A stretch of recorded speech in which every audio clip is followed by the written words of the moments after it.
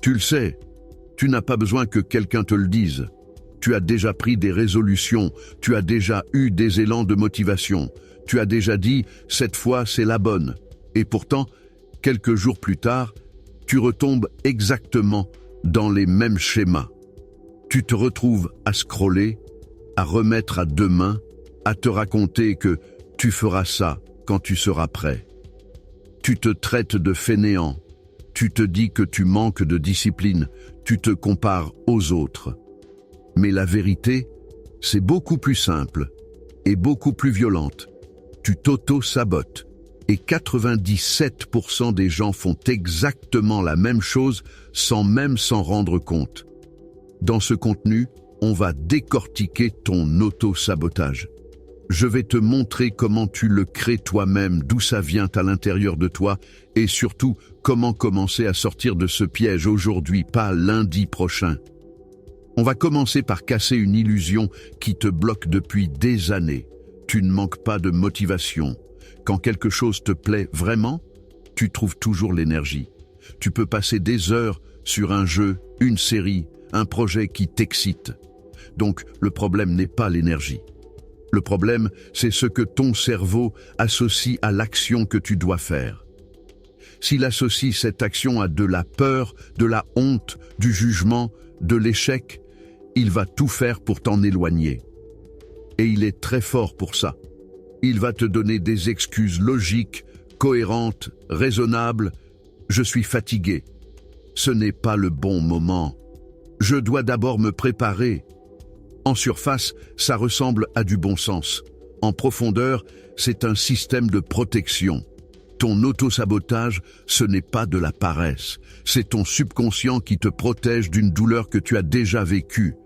Et cette douleur, ce sont tes failles intérieures, tes blessures émotionnelles, tes peurs les plus profondes. Premier visage de ton auto-sabotage, la procrastination intelligente. Ce n'est pas la version grossière où tu dis « j'ai la flemme ».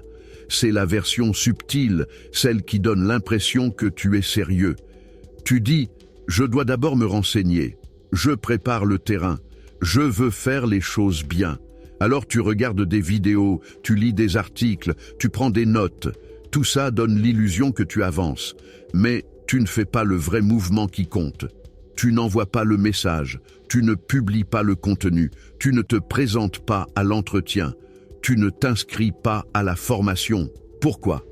Parce que si tu passes à l'action, tout devient réel. Tu peux réussir, mais tu peux aussi échouer. Et ça, c'est insupportable pour la partie blessée en toi. Alors ton cerveau te garde en préparation éternelle. Tu préfères rester dans le fantasme de ce que tu pourrais devenir plutôt que de te confronter à ce que tu es aujourd'hui. Ça te rassure à court terme, mais à long terme, ça détruit ta confiance. Deuxième visage de ton auto-sabotage, la suranalyse. Tu réfléchis trop, tu tournes tout dans ta tête, tu imagines tous les scénarios possibles. Tu veux être sûr de ne pas te tromper, alors tu compares, tu demandes des avis, tu changes d'avis, tu recommences, tu confonds penser et agir. Ton cerveau adore ça parce qu'en réfléchissant, tu as l'illusion de contrôler. Tu te dis « je ne suis pas inactif, je réfléchis ». Mais la vérité, c'est que tu évites le seul endroit où la vie se passe vraiment, le réel. Pourquoi tu restes bloqué dans ta tête ? Parce qu'agir, c'est accepter de ne pas tout maîtriser. C'est accepter le regard des autres. C'est accepter de faire des erreurs, d'être ridicule, de ne pas savoir. Et ça, pour quelqu'un qui a été critiqué, humilié, rabaissé, c'est extrêmement douloureux. Alors ton auto-sabotage te protège. Attends encore un peu, ce n'est pas le bon moment. Plus tu analyses, moins tu avances. Et pendant que tu doutes, d'autres, avec moins d'informations que toi, avancent, se plantent, apprennent et finissent par réussir. Troisième visage, le perfectionnisme destructeur. Tu ne te dis pas « je ne veux pas faire ». Tu te dis « je veux bien faire ». Mais dans ta tête, bien veut dire parfait. Tu refuses l'erreur, tu refuses l'approximation, tu refuses le début bancal. Résultat, tu préfères ne rien faire plutôt que faire quelque chose d'imparfait. Tu passes des heures à peaufiner des détails qui ne comptent pas vraiment, au lieu d'avancer sur l'essentiel. Tu repousses la publication, tu annules des projets, tu ne montres jamais ton travail. Parce que derrière ce perfectionnisme, il y a une blessure.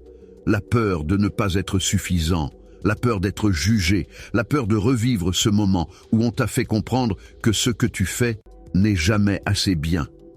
Alors tu te protèges en disant « ce n'est pas prêt, je dois encore améliorer ça ». En réalité, tu protèges ton ego. Si tu ne montres rien, personne ne peut critiquer. Mais personne ne peut non plus t'apprécier, t'encourager ou te faire progresser. Ton perfectionnisme te donne une excuse élégante pour ne jamais vraiment te confronter à la réalité. Si tu veux reprendre le contrôle, tu dois commencer par voir ton auto-sabotage au moment où il se produit. Pas après, pas dans 6 mois, maintenant. Première chose, observe ton corps. Juste avant d'éviter une action importante, ton corps parle. Tu sens une tension dans la poitrine, une boule dans le ventre, une lourdeur dans la tête. Tu te mets soudain à avoir envie de tout faire, sauf ce qui est vraiment important. Tu te lances dans des tâches secondaires. Tu ranges. Tu ouvres ton téléphone. Tu regardes des vidéos. Deuxième chose, écoute tes phrases automatiques. Je le ferai demain. Ce n'est pas urgent. Je ne suis pas d'humeur. Je dois d'abord faire ceci ou cela. À partir d'aujourd'hui, tu considères ces phrases comme des signaux d'alarme. À chaque fois qu'elles apparaissent, pose-toi une question simple. Qu'est-ce que j'essaie d'éviter vraiment là maintenant? Pas en surface, en profondeur. Est-ce que j'ai peur de rater? Est-ce que j'ai peur qu'on me voie? Est-ce que j'ai peur de réussir et que tout change? Rien que le fait de te poser ces questions commence à fissurer le mécanisme. La première étape pour sortir de l'auto-sabotage, ce n'est pas de se forcer, c'est de voir clairement ton pattern. Prends un carnet, une note sur ton téléphone, peu importe. Pendant une semaine, note noir sur blanc chaque fois où tu t'auto-sabotes. Écris ce que tu devais faire, écris ce que tu as fait à la place, écris l'excuse que tu t'es racontée et, très important, écris ce que tu ressentais dans ton corps à ce moment-là.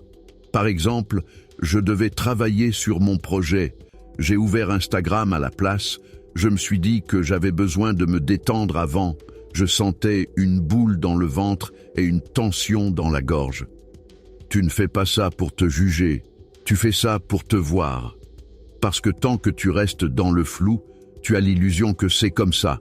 C'est ma personnalité. Mais quand tu commences à observer, tu te rends compte d'une chose. Ce n'est pas toi, c'est un mécanisme. Et tout mécanisme peut être modifié. Deuxième étape, allez voir ce qu'il y a derrière. Ton auto-sabotage n'est pas ton ennemi.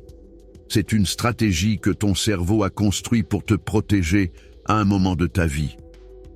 Pose-toi ces questions, même si elles font mal. Quand est-ce que j'ai appris qu'agir pouvait faire mal? Est-ce qu'on s'est moqué de moi quand j'ai essayé quelque chose? Est-ce que quelqu'un m'a fait comprendre que ce que je faisais n'était jamais assez? Est-ce qu'on m'a puni quand j'ai pris une initiative? Souvent, derrière ta peur d'agir, il y a un souvenir, une ambiance, un climat émotionnel. Peut-être un parent ultra exigeant, peut-être un professeur humiliant, peut-être des moqueries d'amis. À l'époque, pour survivre émotionnellement, tu as appris « si je ne montre rien, si je n'essaie pas, on ne peut pas me faire mal ». Aujourd'hui, tu n'es plus dans cette situation, mais le programme continue de tourner en arrière-plan. Comprendre ça change tout. Tu arrêtes de te voir comme cassé. Tu te vois comme quelqu'un qui a appris à se protéger et qui maintenant doit apprendre à vivre autrement. Troisième étape, l'action, mais pas l'action version armée où tu dois tout changer du jour au lendemain. Si tu fais ça, ton cerveau va paniquer et te ramener encore plus fort à l'auto-sabotage. Ce que tu vas faire, c'est l'inverse, des micro-actions. des actions tellement petites que ton cerveau ne les perçoit pas comme dangereuses. Par exemple, au lieu de « je vais faire 1 heure de sport », tu fais 3 minutes de mouvement. Au lieu de « je vais travailler 3 heures sur mon projet », tu fais 5 minutes chronométrées. Au lieu de « je vais lancer mon business », tu envoies un message, tu écris un mail, tu notes une idée. Ce qui compte, ce n'est pas la taille de l'action. Ce qui compte, c'est le message que tu envoies à ton cerveau. Même quand j'ai peur, je peux faire un petit pas.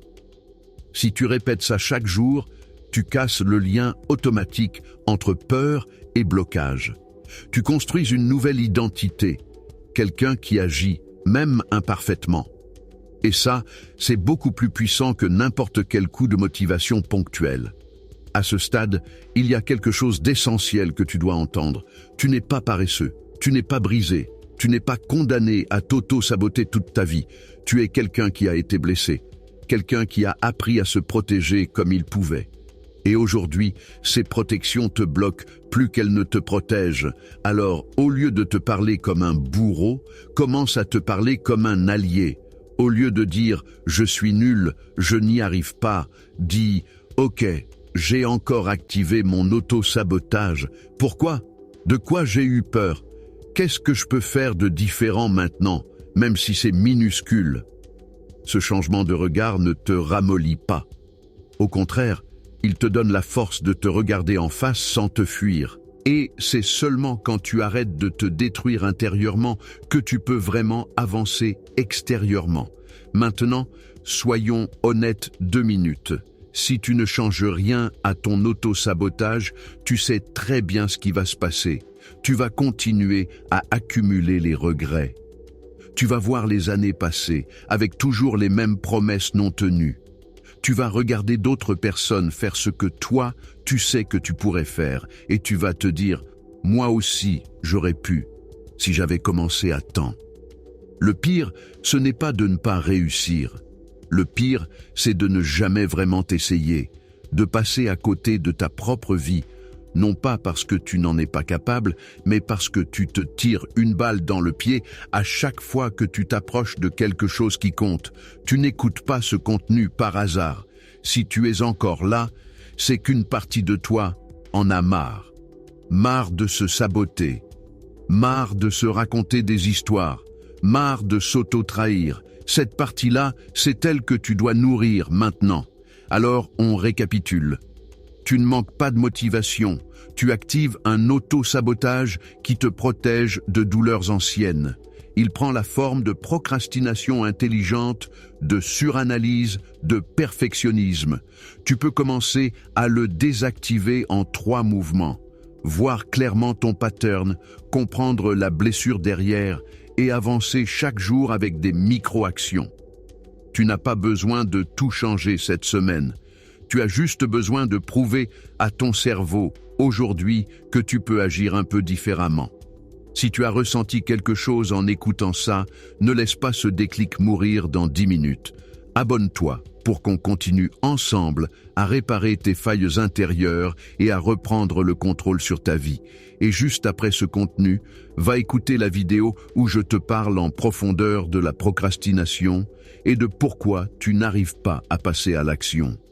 Ne laisse pas cette prise de conscience devenir une motivation de plus qui s'évapore. Transforme-la en ton premier pas concret. Aujourd'hui,